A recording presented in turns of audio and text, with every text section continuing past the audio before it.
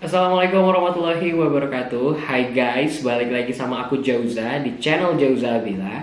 Nah, kali ini aku mau menceritakan tentang seorang laksamana terkenal pada zaman Utsmaniyah bernama P.D. Rice. Di mana P.D. Rice ini menemukan peta dunia terlengkap pertama guys, yang dinamakan peta P.D. Rice. Tapi sebelum aku mulai ceritanya, jangan lupa untuk subscribe channel ini, di-share dan di-like juga video-videonya ya guys. Nah, sekarang kita lihat dulu intronya.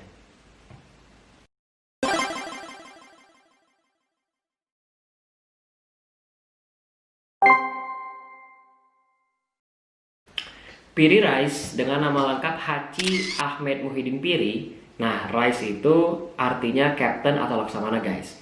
Adalah seorang Captain Idearva, geograf dan kartograf Utsmaniyah yang lahir antara tahun 1465 atau beberapa sumber juga mengatakan tahun 1470 dan wafatnya antara 1554 Masehi atau 1555 Masehi. Nah, Piri Rais adalah seorang kartografer muslim terkemuka yang mewariskan peta dunia terlengkap pertama, yaitu peta Piri Rais. Nah guys, sekedar info saja, kartografi itu atau pembuatan peta adalah studi dan praktik membuat peta atau globe. Di mana kartografi juga dapat diartikan sebagai suatu seni, ilmu, dan teknik dalam pembuatan peta yang melibatkan pekerjaan geodesi, fotogrametri, kompilasi, dan pembuatan ulang peta. Piri lahir di suatu wilayah pantai di Turki bernama Gallipoli. Nah, ayahnya bernama Haji Mehmet dan pamannya merupakan seorang laksamana terkenal pada zaman Utsmaniyah bernama Kemal Rais.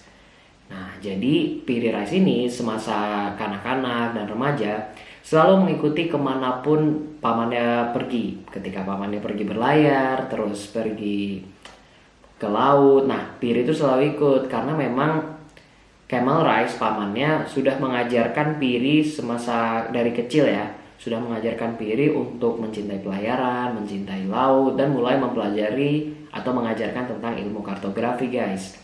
Jadi memang karena itulah Piri Rais ini sangat terobsesi sama pamannya dan sangat suka dengan ilmu kartografi karena memang sudah dari kecil diajarkan sama pamannya. Jadi pamannya sudah mensupport Piri untuk mengikuti jejaknya sebagai laksamana.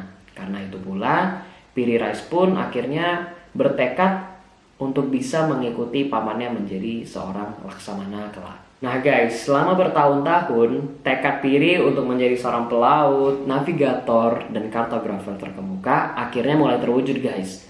Ketika beliau dipercaya menjadi seorang laksamana armada perang kerajaan Ottoman di masa Raja Sulaiman II. Nah, ketika itu pada zaman Utsmaniyah ini banyak sekali peperangan guys, sehingga Piri Rais bersama pamannya Kemal Rais akhirnya berduet nih guys dalam banyak pertempuran di laut, seperti ketika mereka pernah bertempur melawan Spanyol, Genoa, dan Venesia serta banyak lagi peperangan-peperangan lainnya. Tapi sayangnya sang paman tewas tenggelam guys karena diamuk badai pada tahun 1511. Karena hal itu, Piri pun akhirnya pulang kembali ke tanah kelahirannya yaitu Gallipoli. Saat itu beliau langsung mempelajari tentang ilmu navigasi, ilmu kartografer. Jadi mulai lagi mempelajari guys, lebih banyak lagi ya, memperbanyak ilmunya. Dan pada akhirnya pada tahun 1516 beliau kembali melaut sebagai kapten kapal di armada Ottoman. Piri Rais akhirnya mengikuti jejak sang paman menjadi seorang pelaut, navigator, dan kartografer terkemuka di abad ke-16. Dan pada akhirnya pun mewariskan peta dunia terlengkap yang pertama di dunia. Dalam sejarahnya, peta ini dibuat secara manual guys, dengan menggabungkan dan menyamakan skala beberapa peta di seluruh dunia yang ada pada saat itu. Ditambah rekaman perjalanan seorang Piri Rais yang mendatangi beberapa tempat di dunia dalam tugasnya sebagai laksamana armada perang kerajaan Ottoman. Peta tersebut ditandatangani oleh Piri Rais sendiri bertanggal Muharram 919 Hijriah atau 9 Maret sampai 7 April 1513 Masehi. Tapi sayangnya peta yang ditulis di atas kulit rusa itu ditemukan hanya beberapa cuplikan dan hanya 90 berukuran 90 kali 65 cm guys yang ditemukan dari ukuran asli dari peta dunia secara utuh. Dan hanya bagian itulah yang diketahui selamat hingga sekarang.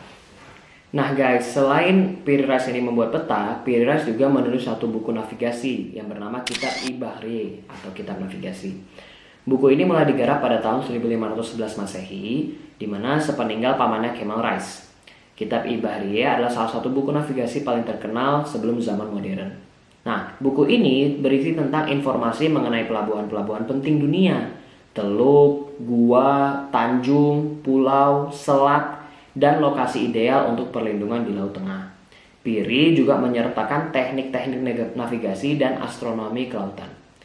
Pada tahun 1524 dan 1525 Masehi, Kitab Ibahriye oleh Piri Reis dipersembahkan sebagai hadiah kepada sang penguasa Kekaisaran Ottoman saat itu, di mana pada saat itu Sultan Sulaiman II lah yang berkuasa, di mana dengan julukan Sulaiman Al-Qanun. Salinan Kitab Al-Bahriye kini tersimpan di banyak perpustakaan dan museum di seluruh dunia.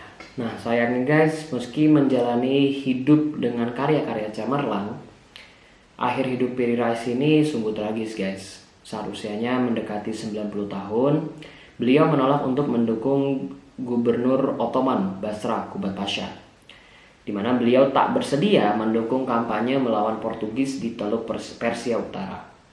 Akibatnya Piri Reis pun harus mengakhiri hidupnya di alat pemenggal, di mana pada saat itu disaksikan masyarakat Turki Utsmani pada tahun 1554 Masehi. Meski demikian, karya Piri Reis tak lekang oleh zaman. Turki bahkan sangat bangga memiliki dia. Sebagai penghargaan atas karyanya yang mendunia, nama Piri Reis diabadikan pada sejumlah kapal perang dan kapal selam Angkatan Laut Turki. Peta karya Piri Reis pun juga menghiasi uang kertas yang dikeluarkan otoritas keuangan negeri Turki. Oke guys, terima kasih sudah menonton video aku ini sampai akhir. Aku berharap kalian suka dengan ceritanya. Nah, jangan lupa ya guys, subscribe channelnya dan di-share serta di-like juga video-videonya ya guys. Oke, see you soon. Assalamualaikum warahmatullahi wabarakatuh.